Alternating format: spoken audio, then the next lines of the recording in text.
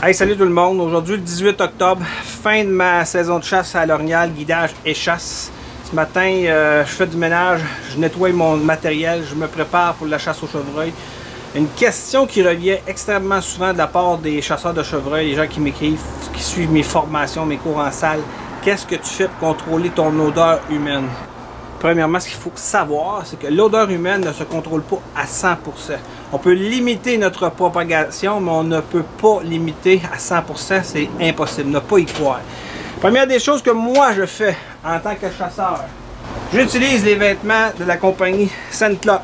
Soit dit en passant, je ne suis pas pro-staff, j'ai pas de cote sur la marque de commerce, mais j'y crois. C'est un produit américain, c'est un vêtement qui a une membrane de charbon activée, qui a fait ses preuves dans les dernières années. J'utilise autant les combinaisons pour le bas du corps, cagoule, les cheveux, on perd énormément d'odeur par les cheveux, la tête, on transpire. J'utilise même une tuque qui filtre l'odeur humaine.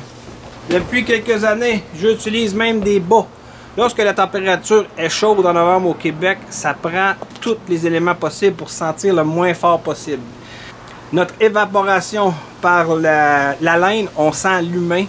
Un masque avec filtre au charbon, ça peut aider. Tout ça, c'est bien beau. Les vêtements de la compagnie ScentLock, etc. Mais c'est un équipement de base qui coûte relativement cher. Ce qu'on peut faire, nous, en tant que chasseurs, si on veut économiser ou si on n'a pas nécessairement les budgets ou on ne chasse pas nécessairement assez longtemps pour nécessiter l'achat de membranes activées au charbon, on peut tout simplement utiliser des destructeurs d'odeur en liquide, un vaporisateur. Il y a énormément de chasseurs qui en utilisent, mais on va vous faire une petite démonstration. Je ne veux pas faire encore une fois de placement de produits, j'utilise différentes marques de commerce. J'essaye d'encourager l'économie québécoise cependant, mais des fois pour la quantité, j'y vais avec d'autres marques de commerce. Des liquides destructeurs d'odeur humaine. On voit ça régulièrement. Les chasseurs sortent du campement, puis se vaporisent.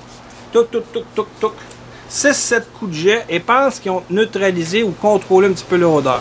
Malheureusement, ces produits-là, ça ne fait pas de miracle. Ça agit, mais il faut en utiliser abondamment sur chaque couche de vêtement.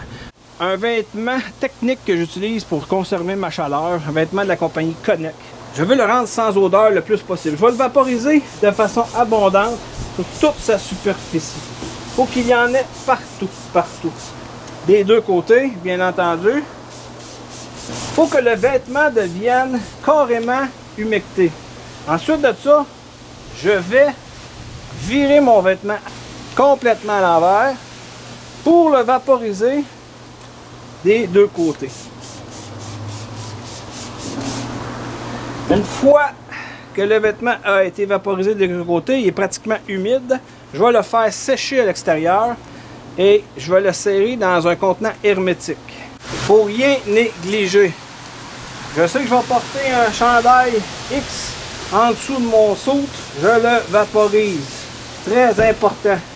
Là, c'est pas tout. Comme je disais tantôt, une bouteille de destructeur d'odeur, il faut en utiliser de façon abondante. Si mon vêtement Sitka, pris chez Boutique L'Archereau l'année dernière à Gatineau, vraiment un bon vêtement pour la chasse au chevreuil. Même chose, je vais le vaporiser à l'intérieur. Je vais tourner les manches. Je vais vaporiser le vêtement au complet. Et ainsi de suite. Il faut vraiment que le vêtement soit imbibé pour neutraliser l'odeur. Il faut faire le même exercice avec toutes nos pièces de vêtements. C'est la seule façon logique de contrôler, limiter l'odeur humaine avec les neutralisants d'odeur. Ce qui est important de comprendre aussi, c'est qu'on porte notre vêtement 2 journées de chasse. On a transpiré, on l'a souillé d'odeur humaine. Une fois de temps en temps, durant nos séances de chasse, il faut refaire le même exercice. Encore une fois, c'est simplement à titre de conseil technique. Vous voulez que ça fonctionne? C'est plate, mais il faut en utiliser. Je conseille beaucoup plus l'utilisation de destructeurs d'odeur que de tenter de camoufler son odeur. Une odeur ne se camoufle pas. Le gibier va réussir à sentir notre odeur et celle des autres odeurs qu'on va s'être mis sur nous. J'arrive de la chasse à l'orignal, sac à dos est imbibé d'odeur humaine, particulièrement le dos aussi, le dos tout le temps à côté sur moi. J'ai transpiré, marché plus de 200 km durant mon automne. Je dois neutraliser l'odeur humaine emprisonnée dans le coussinet à l'arrière et dans les sangles de mon sac à dos. Je vais aller tuer les molécules d'odeur humaine là-dedans parce que mon sac à dos va être toujours suspendu aux côtés de moi dans mon stand. Je veux pas risquer de sentir l'humain à partir du sac à dos. Fait que je l'imbibe carrément. Tristan! Si je l'ai manipulé de nombreuses fois avec mes mains, je vaporise. L'équipement, mon arme, un bras de caméra que j'utilise pour filmer mes chasses. Je vais lui donner une petite shot. Ensuite de ça, je vais le laisser à l'extérieur. Mes gants, tout doit y passer. Si j'utilise une botte avec cuir ou un matériel qui respire, tel que celle-là, je vais humecter la botte carrément pour qu'elle soit du moins, au moment où je vais l'utiliser, avec le moins d'odeur possible.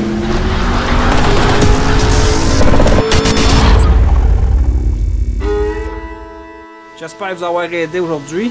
Appliquez les règles de base, puis n'oubliez jamais, rien ne va remplacer le vent. Chassez à bon vent. Apprenez à savoir ce qu'est de chasser à bon vent et vous augmenterez vos nombres de chevreuils vus, surtout pour les mâles méfiants. Bonne saison de chasse, les amis.